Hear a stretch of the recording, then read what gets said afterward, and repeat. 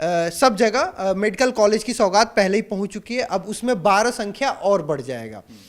फिर 3 यूनिवर्सिटी। बस सरल शब्दों में समझिए तो ये वो बजट है जो बजट पाकिस्तान से भी ज़्यादा है। पिछले बजट का अगर आप लीजिए तो करीब 50% ही पैसा खर्च हो पाया। जैसे शिवपाल सिंह यादव ने कहा, ये कागजी बजट मुबारक हो। यहाँ पे आपको पहले इंटर आपको मिलेगा शहीद पद, थोड़ा सा बाहर जाइए आपको मिलेगा किसान पद, उससे भी बाहर जाइए आपको मिलेगा विज्ञान पद। विज्ञान पद चूंकि बनना शुरू हो गया तो ये एनसीआर की तरह डेवलप हो रहा है। तो मैं कह रहा हूँ कि आप आंख अपनी खोलिए और बाकी राज्य की राजधानी घूम के आइए और उस अनुसार आप एक बार लखनऊ को देखिए। मतलब इस बार जो बजट में ना सबको ध्यान में रखा गया है। 2027 के विधानसभा चुनाव से पहले योगी सरकार ने अपना आखिरी बजट पेश कर दिया है और ये अब तक का सबसे बड़ा बजट है। पिछली बार से 12% ज्यादा है। यानी इस बजट में क्या कुछ आम जनता को मिला है या नहीं मिला है, कितनी उम्मीदें इस बजट से लोगों की थी, ये सब कुछ जानने की कोशिश करेंगे। आज हम अपने प्रोग्राम एडिटर्स व्यू में अपने editor in chief Brajesh Tiwari से जानने की कोशिश करेंगे कि जो बजट में जो बातें कही गई हैं वो आम पब्लिक के लिए कितनी बेनिफिट लग रही हैं। क्या बजट में ऐसा है जो आम पब्लिक को लगे कि नहीं हमारे लिए बजट बहुत ही मुफीद रहा है। देखिए 9,12,000 करोड़ का उत्तर प्रदेश का ये बजट है। बस सरल शब्दों में समझिए तो ये वो बजट है जो बजट पाकिस्तान से भी ज़्यादा है। यानी पाकिस्तान जो एक देश है जो भारत से टक्कर लेने की बात करता है, उसके भी बजट से ये ज़्यादा उत्तर प्रदेश का बजट है। यानी उत्तर प्रदेश चाहे तो अपने ही स्तर पे पाकिस्तान से टक्कर ले सकता है, अपनी सैन्य क्षमता बढ़ा सकता है और वो 1 to 1 कर सकता है। अब इसमें जैसे सैन्य शक्ति की अगर हम बात करते हैं, यानी हम बात करते हैं अपने डिफेंस सिस्टम यानी पुलिस तंत्र की, तो एक अच्छा खासा अमाउंट उनके लिए भी स्वीकृति दी गई है। अभी तक आप थॉर, स्कॉर्पियो, अपाचे, पल्सर देखते थे। अब कई बार ऐसा आया कि वो गाड़ी, कई लोग ने ट्वीट किया, धक्का प्लेट हो गए हैं, लेकिन अब उसे दुरुस्त किया जाएगा, वो रिप्लेस होंगे। हर अधिकारी सीयूजी स्तर तक, नीचे तक सीयूजी स्तर तक था, उन्हें भी अपग्रेड किया जाएगा। तो एक तो ये हो गया। हेल्थ बहुत बड़ा एक पॉइंट होता है, तो मेडिकल कॉलेज का सौगात बाकी जो बचे हुए जनपद हैं वहाँ तक भी जाएगा। करीब 75 में से 55 जनपदों तक सब जगह मेडिकल कॉलेज की सौगात पहले ही पहुँच चुकी है, अब उसमें 12 संख्या और बढ़ जाएगा। फिर 3 यूनिवर्सिटी की सौगात इस बार दी जाएगी। स्कूटी, मतलब इस बार जो बजट में ना सबको ध्यान में रखा गया है क्योंकि ये आखिरी बजट होगा। योगी सरकार का ये 10वां बजट है और 2.0 का 5वां बजट है। इसमें इसी बजट के साथ 2027 चुनाव में उनको जाना है। इसी बजट के साथ वो अपनी आखिरी चीज, उन्होंने एक्सप्रेसवे की बात की है। आप देखिए, अगर हम देखें पहले यमुना था, फिर आगरा आया, उसके बाद पूर्वांचल आया, फिर बुंदेलखंड आया, फिर अभी गंगा आया, तो अभी हम 5 एक्सप्रेसवे के ताज के साथ हैं।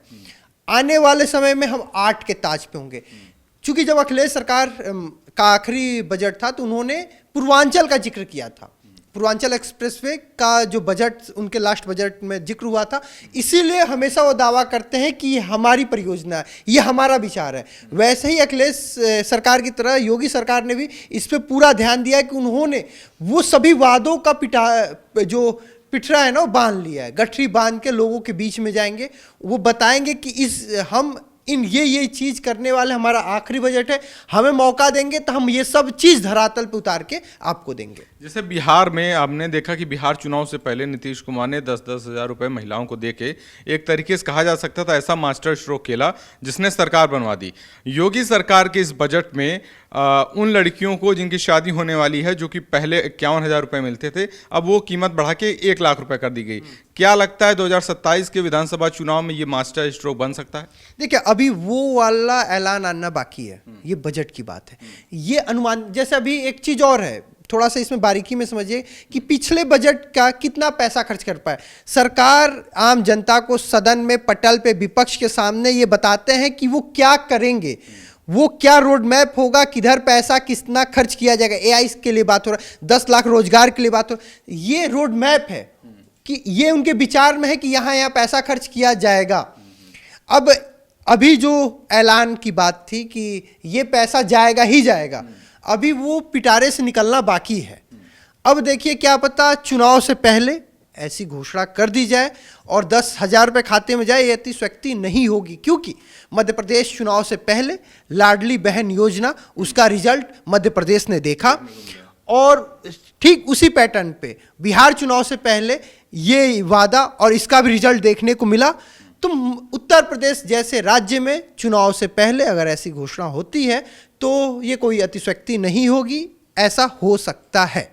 एक सवाल जो पब्लिक के मन में हमेशा से रहता है, मैं चाहता हूँ उसको थोड़ा सा समझने की कोशिश की जाए। जैसे बजट पेश हुआ और ये कीमत रखी गई कि ये 9,12,000 करोड़ रुपए का बजट है, तो क्या इस बजट में बढ़ोतरी भी संभव होती है या कम ज़्यादा भी हो सकता है? मैंने बताया ना, पिछले बजट का अगर आप लीजिए तो करीब 50% ही पैसा खर्च हो पाया।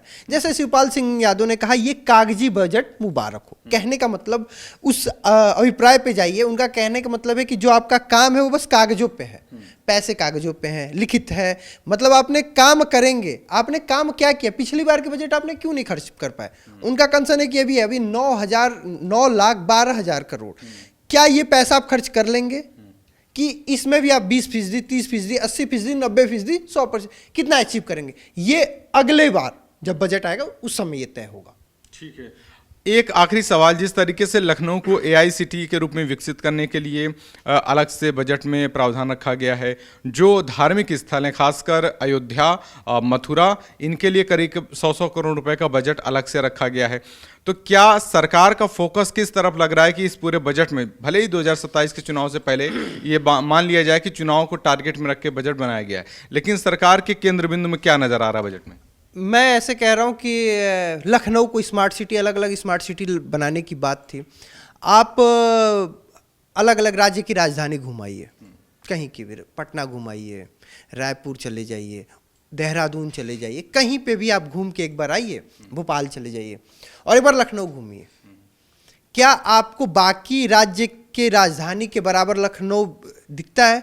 आप देखिए, यहाँ पे आपको पहले इंटर आपको मिलेगा शहीद पथ, थोड़ा सा बाहर जाइए आपको मिलेगा किसान पथ, उससे भी बाहर जाइए आपको मिलेगा विज्ञान पथ। विज्ञान पथ चूंकि बनना शुरू हो गया तो ये NCR की तरह डेवलप हो रहा है। तो यही सब परियोजना है, यही सब विचार है, यही सब बजट में लाने वाली बातें हैं, वादे हैं जो धरातल पे उतारी जाती हैं। बस मैं कह रहा हूँ कि हम लोग, आप किसी तरीके से किसी को व्यंग कर सकते हैं, आप कह सकते हैं बेकार है, ये है, नहीं होता है। मैं कह रहा हूँ कि आप आंख अपनी खोलिए और बाकी राज्य की राजधानी घूम के आइए और उस अनुसार आप एक बार लखनऊ को देखिए। मैं कह रहा हूँ कि अगर सीतापुर रोड से अगर आपको इधर ट्रांसपोर्ट नगर की तरफ आना हो तो आप एक बार रेशियो गूगल पे करिएगा तो एक करीब 60 किलोमीटर का एरिया हो जाता है, और एक जिले से दूसरे जिले का जो डिस्टेंस होता है ना, वो 60 किलोमीटर आप पाएंगे। तो इतने रेशियो में लखनऊ डेवलप हो गया और वहाँ भी अच्छे से लोग रह रहे हैं, वो भी डेवलप्ड हैं, उनके पास भी नगर निगम है और सब कुछ है। तो ये स्मार्ट सिटी ऐसे ही बनकर तैयार होता है। आज कल हमारे एक मित्र आए थे, बहुत पुराने मित्र थे, वो दिल्ली से घूमते हुए आए, तो उन्होंने देखा पहले हजरतगंज में एक वेंडर मशीन और फिर देखा एक आसियाना वेंडर मशीन, तो कहा कि अगर ये दिल्ली होता ना तो वेंडर मशीन मार के तोड़ दी होते। ये एक परसेप्शन और ये जो चेंजेस है ना, वो लोग भी देख रहे हैं।